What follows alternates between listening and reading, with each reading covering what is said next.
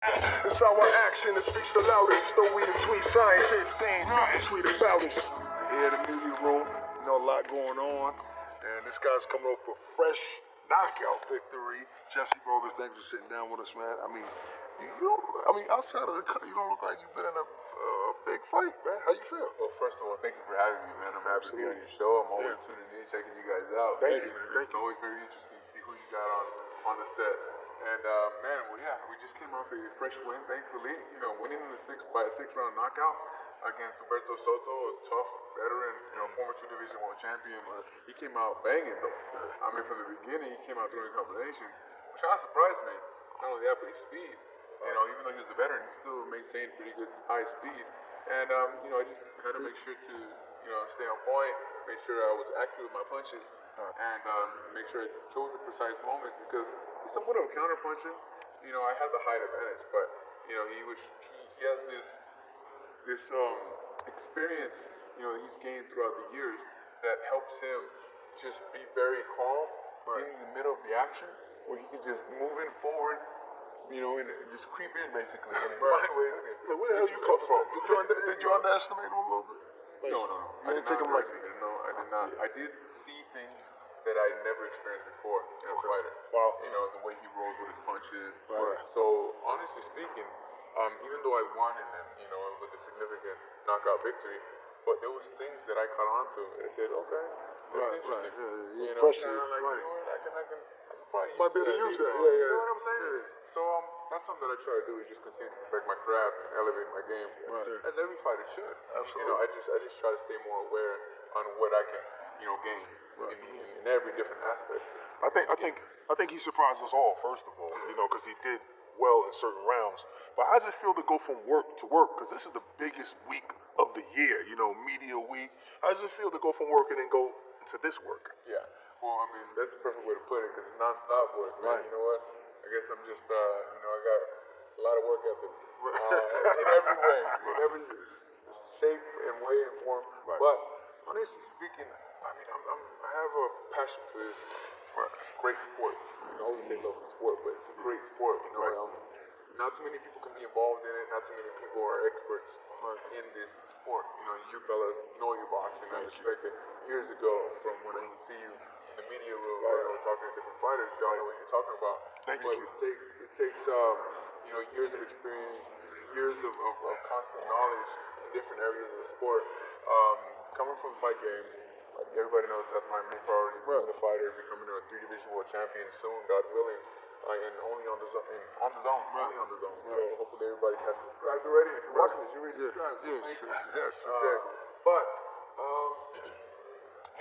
when you're driven and you love what you do, it doesn't feel like work. So everyone that is tuning in, you should always follow something that you're passionate for, follow something that you are interested in, that you enjoy doing. That way, you live life enjoying life. Every second of it. No matter what the career is. But being a fighter, right, an active fighter, do you think their work on camera could distract you slightly? Of course, but that's exactly why I tell the producers, if I'm in camp, count me out. I'm not coming in. Because it is exhausting, it is draining. Honestly, you're working here all day doing interviews and you gotta do different segments, different shows. But when I'm in training camp, that's the reason why I don't like to mix them in together. So when I'm in training camp, I'm only focused on that. I mean, this last training camp that I had, I moved over to Hollywood to train with Freddie Roach, Hall of Fame trainer, and also Justin Fortune, a great physical trainer. I stayed out there for 3 months. A sacrifice that I was willing to make to continue to elevate my game. And it paid off. Yeah, with dividends, man. I mean, thank God. I had no distractions. I see that was something that was very important, was having no distractions, being in California and just knowing that everything was well taken care of here in Las Vegas. I left everything set. I had all my business out here just all taken care of when I was out there. I had nothing to worry about, and that's exactly what happened. The only thing I was focused on was waking up all day, working out, reading a book, reading a chapter each day, and also... What book were you reading, if you don't mind me asking? There's a couple, You act like it was Playboy or something, if you don't mind me asking. Like that's some kind of secret. What book? Well, if you don't mind. We don't know. We don't know what kind of books he's into. Well, the appropriate books that I can mention, TED Talks was my favorite. The Richest Man in Babylon. Okay. and the power. Canelo versus Danny Jacobs. This fight is going to be very entertaining. Daniel Jacobs versus Canelo. I usually can always pick a favorite. In this fight, I cannot. And I won't. Because my money is on neither fighter because it's such a tough call. Daniel Jacobs is very versatile. I can't even suggest what fight he should play out that night. Right. Coming from Strategy? What strategy? Strategy, yes. Because what the trainer needs to do is have not one game plan, but two or three. Knowing how to switch it up because both fighters can adapt very well to different styles. Daniel Jacobs was the ex-Olympian in his day, which he has gained so much experience of. Believe it or not, being an Olympian helps you tremendously. Helped Triple G. Right. But I guess not against Canelo. Even though it was an evenly I didn't know matched Danny fight. went to the Olympics. Right. Yeah. But Daniel Jacobs, he is styles make fights. He's a complete different fighter. And Canelo is just a fighter that has a lot of heart, an iron chin, and just has been able to really evolve throughout the years. He started off as just a slugger, at the age of 15, 16 years old. He's such a good boxer now, better boxer. Yeah, somehow he changed his style. He was able to add more things to his arsenal, become more of a complete fighter, boxer, where he's able to counterpunch, be aggressive on the inside, move using the ring. One thing that he doesn't do, he doesn't use his footwork very, very often. Like quick footwork, like a Floyd Mayweather, in and out. You know what I mean? But more of a waist. He uses waist. He's more stationary, which I mean, It's been working for him. It's very beneficial for him because he finds ways to make it work for his style. Each fighter has their own style. Why is it that all the experts say it's a 50-50 fight?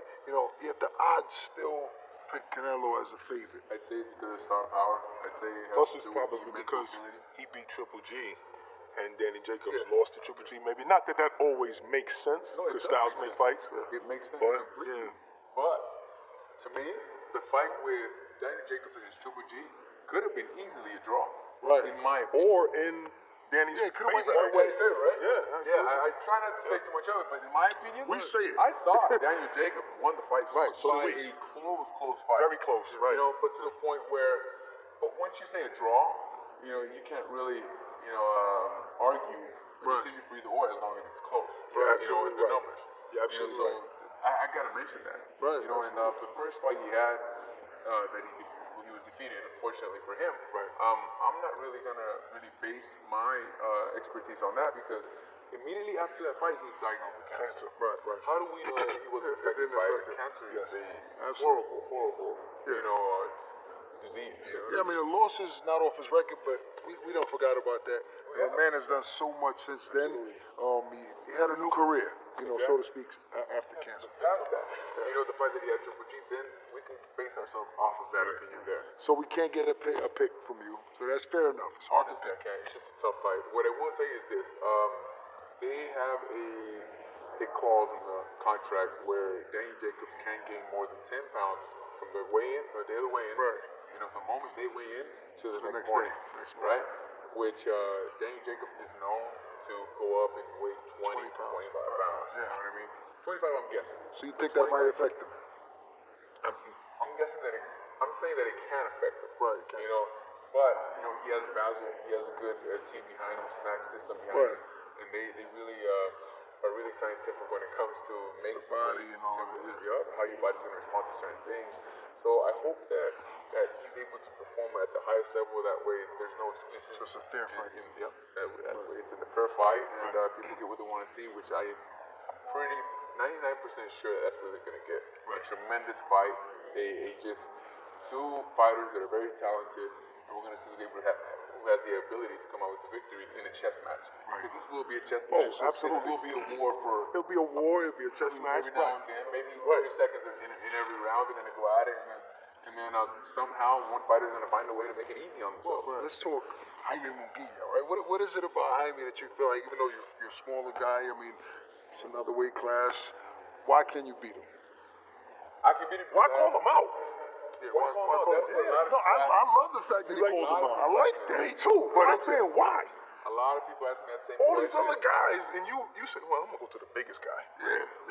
You know what? They think I'm crazy. A lot of the fans think I'm crazy. I got a lot of people supporting me. I have a lot of people say, no, Jesse, why are you calling him out? This guy's big. Tell him because I'm not a sucker. I don't want the guy that people scared of. And I ain't mad at that. I'm not mad at that.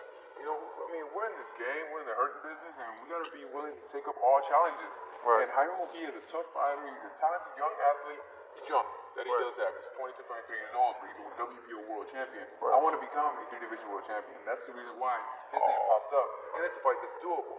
You know, because my promoter, Matchroom Boxing, and advisors have an eye on Jaime Munguia because it's a fight that can be made. Can be money. Right. And of course, like I said, I want to become a three-division world champion, so I have my eyes on everyone that has the title right now. But you feel like you can exploit some of his defensive flaws as far as Munguia. I think that I have a lot of strengths and that I'll be able to apply to and basically just show that I'm the better fighter. Right. You know, he has a lot of strengths as well. I mean, he's a strong physical fighter. Physically, he's strong. Right. When he lands a punch, you can tell that he hurts a lot of his opponents. Right. But I have the experience. Right. You know, I have the knowledge and the speed. My speed and my power now at 154 is different. Right. You know, Feel it has strong. elevated. Oh, most definitely. And know, you I showed think it. Thank you. Yeah, I mean, I haven't had a knockout in a while, and I was able to show it in this fight. But now, because it's power. You know, in training camp, this last fight, I finished camp. You know, the strongest I have in many years. You know, in the past, thankfully, because I wasn't focused so much on losing the weight and cutting it down. For some reason, in the past, you know, last 2 weeks were tough on me. I didn't have the same powers I did at the beginning of camp, but I just said, you know what? Once I make the weigh-in, I'll be fine and I'll recover. You know, I'll gain all that weight back. But it's tough, man. I mean, it's also dangerous for all the young fighters out there. You know, they're fighting at a weight that you can no longer make. Right. You know, fighting healthy, you should probably go up because it can be dangerous, and some fighters have been hurt because of that reason. And but you know what?